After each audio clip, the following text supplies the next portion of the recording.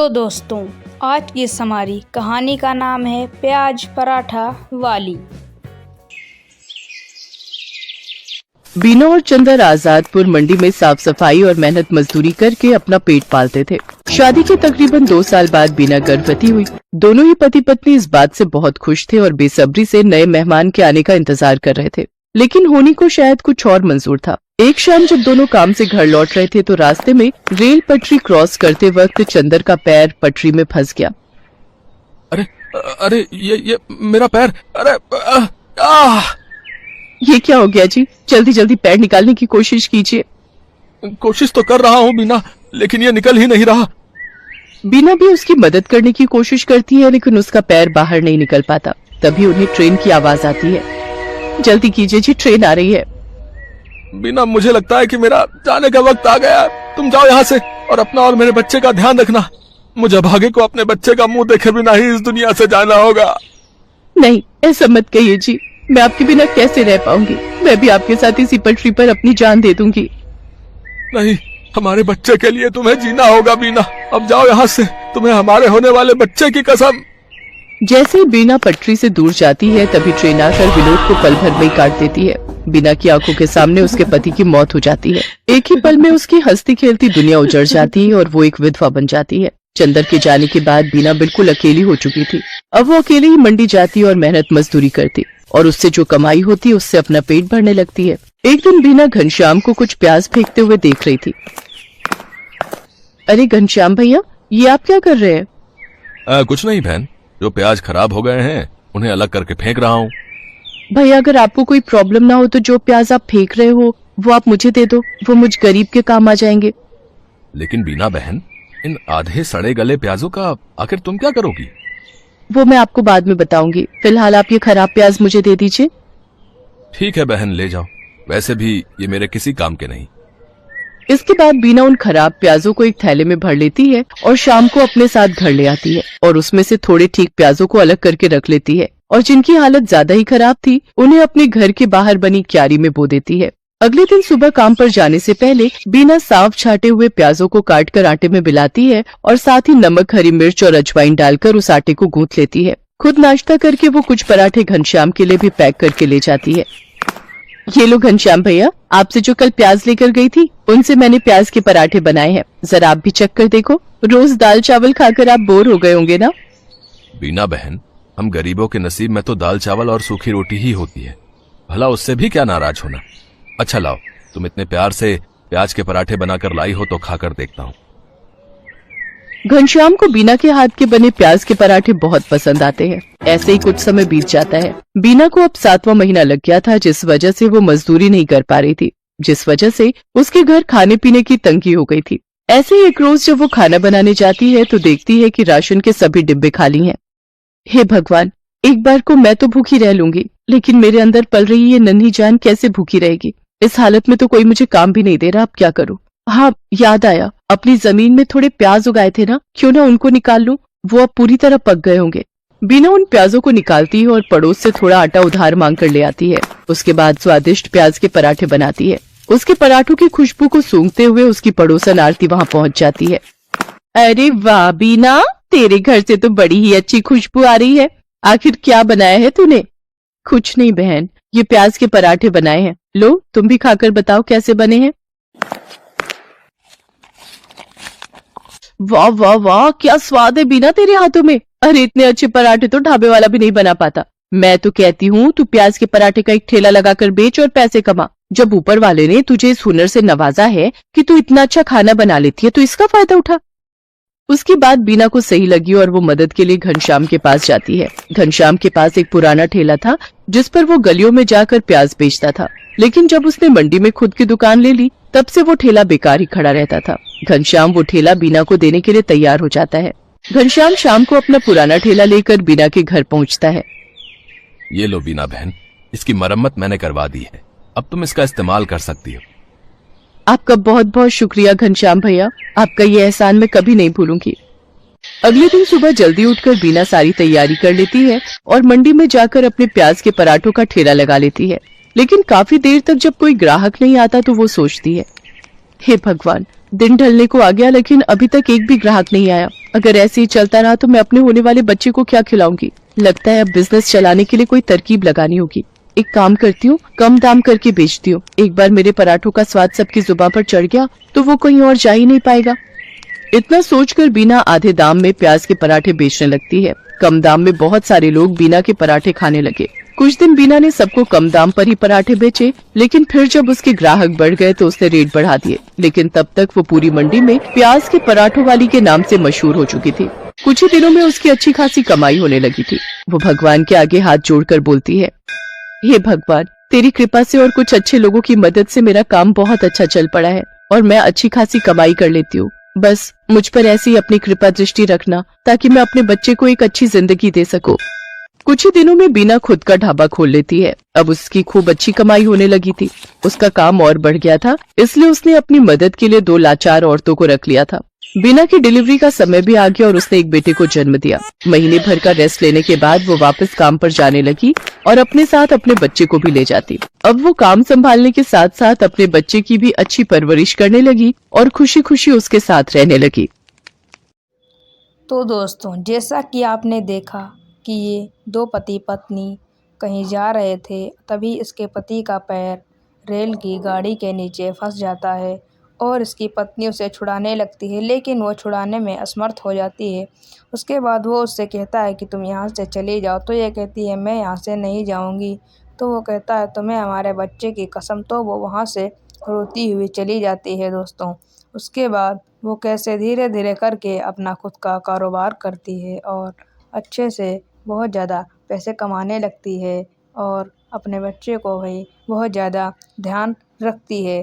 तो दोस्तों, ये थी आज की हमारी कहानी। तो दोस्तों, मिलते हैं फिर किसी नेक्स्ट वीडियो में। तब तक के लिए बाय बाय। उससे पहले एक और कहानी इसी में है, उसको भी आप देख लीजिए। राधिका बच्चों को स्कूल से छुट्टी के वक्त घर लेकर आ रही थी, पर उसकी आंखों में आंसू थे। अब क्या करूं? बच्चों की फीस अगले 15 दिन तक नहीं भरी तो बच्चों का नाम स्कूल से काट देंगे। 6 महीने की फीस कहाँ से लाऊंगी? मुझे कुछ समझ नहीं आ रहा। मम्मी, बर्गर खाना है, बर्गर लेकर दो ना। मम्मी, मुझे भी बर्गर खाना है। भैया, बर्गर कितने का दिया? 10 रुपए का आलू टिक्की और पनीर लगाकर 15 रुपए का है। 10 रुपए वाले 2 दे दो भैया। ये बर्गर बनाना कितना आसान है, अगर इसमें सब्जियां अच्छी लगाकर दो तो। ये लो आपके बर्गर। मम्मी, मुझे पनीर वाला खाना था। भैया, ये लो 5 रुपए और पनीर लगा दो। बस इतना सा टुकड़ा पनीर का, इसके 5 रुपए। ऐसे तो तुम ग्राहकों को लूट रहे हो। बहन जी, 15 रुपए में अब इतना ही पनीर मिलेगा। हमें भी तो बचत करनी होती है। अगर एक ही बर्गर पर ढेर पनीर लगा दिया तो फिर हमने दुकान चला ली। और इतना ही कम लग रहा है तो खुद घर पर क्यों नहीं बना लेते बर्गर? बर्गर वाले की ये बात राधिका के मन में घर कर गई और उसके मन में विचार आया, अगर मैं बर्गर का काम खोल लूं तो मेरे पास भी इतने पैसे हो जाएंगे कि मैं भी घर के खर्चों में हरीश की मदद कर सकूंगी। और फिर बर्गर बनाना तो बहुत ही आसान है। घर जाकर माजी और हरीश से इस बारे में बात करती हूँ। राधिका हरीश और सास से बर्गर का ठेला लगाने की बात करती है। लो, कर लो बात राधिका बहू, अब तुम भी बच्चों सी बात कर रही हो। पता है हम औरतों का घर से बाहर निकलकर काम करना कितना मुश्किल है। हम औरतें घर के चूल्हा चौका ही निपटा लें, वही गनीमत है। पर माँ जी, आजकल बर्गर का काम बहुत चल रहा है। अगर मैं ये कर लूं तो इससे हरीश को भी पैसों में मदद मिलेगी। मुझे 15 दिन तक बच्चों की 6 महीने की फीस जमा करनी है। हरीश की सैलरी घर के किराए और खर्च में लग जाती है। दोनों मिलकर काम करेंगे तो घर खर्च में आसानी होगी। माँ, राधिका का मन है तो मुझे लगता है हमें राधिका को काम करने से नहीं रोकना चाहिए। अब तू भी इसका साथ दे रहा है? फालतू के पैसे खराब करेगी और हाथ कुछ नहीं आएगा, देख लेना। हरीश राधिका को 2000 रुपए देता है, पर उतने में तो बस थोड़ा ही सामान आ पाता है। राधिका परेशान हो जाती है। हरीश ने जो 2000 रुपए दिए थे वो तो कम पड़ गए। अभी तो ठेले वाले को एक दिन के 200 रुपए और गैस सिलेंडर आएगा 500 का। अभी और खर्चा करना बाकी है। मुझे कुछ काम उधार उठाकर करना होगा। बर्गर का ठेला लगाने के लिए राधिका को उधार में सामान लेना पड़ा। राधिका ने बर्गर का ठेला लगाना शुरू कर दिया, पर अभी नया नया काम था तो ग्राहक कम आ रहे थे। राधिका शाम के वक्त बर्गर का ठेला लगाती थी, पर जैसा उसने सोचा था वैसा बिल्कुल भी नहीं हुआ। मैंने सोचा था बर्गर बिक जाएंगे तो मेरी थोड़ी कमाई हो जाएगी, पर यहाँ पर तो एक भी बर्गर नहीं बिका। पता नहीं मेरी कमाई कैसे होगी। अगर कुछ दिन तक ऐसे ही चला तो माँ जी और हरीश मुझे इस काम के लिए मना कर देंगे। बहुत हिम्मत करके मैंने ये काम शुरू किया था। राधिका अभी ये सोच ही रही थी, तभी वहां एक गरीब औरत अपने 2 बच्चों के साथ आती है। दीदी, बहुत भूख लगी है, मेरे बच्चे 2 दिन से भूखे हैं। अरे, तुमने 2 दिन से कुछ नहीं खाया? रुको, मैं अभी तुम तीनों को एक एक बर्गर देती हूँ। शुक्रिया दीदी, आज तुमने हमारा पेट भरा है, और जो भूखों का पेट भरता है भगवान उसे कभी भूखा नहीं रहने देते। तुम्हें जब भी भूख लगे तुम मेरे ठेले पर बेझिझक आ जाया करो, और यहाँ पर तुम अपने बच्चों के साथ अपनी भूख मिटा सकती हो। वो गरीब औरत अपने बच्चों को लेकर खुशी खुशी वहां से चली जाती है। राधिका घर आ जाती है, पर उस दिन उसकी कमाई नहीं हुई थी। ये देखकर उसकी सास गुस्सा करने लगती है।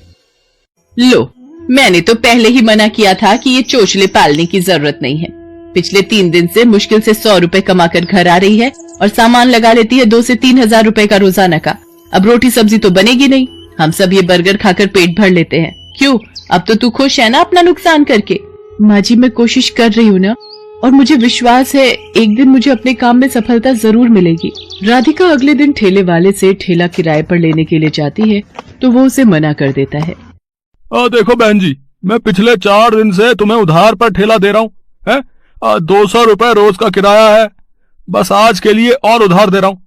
अगर तुमने कल सुबह तक मेरे ठेले के किराए के 1000 रुपए नहीं दिए तो मैं किराए पर तुम्हें ठेला नहीं दूंगा। अब क्या करूं? हरीश से मांगूंगी तो वो मुझे इस काम को बंद करने के लिए कह देंगे, और माँ जी तो पहले ही मेरे काम के खिलाफ हैं।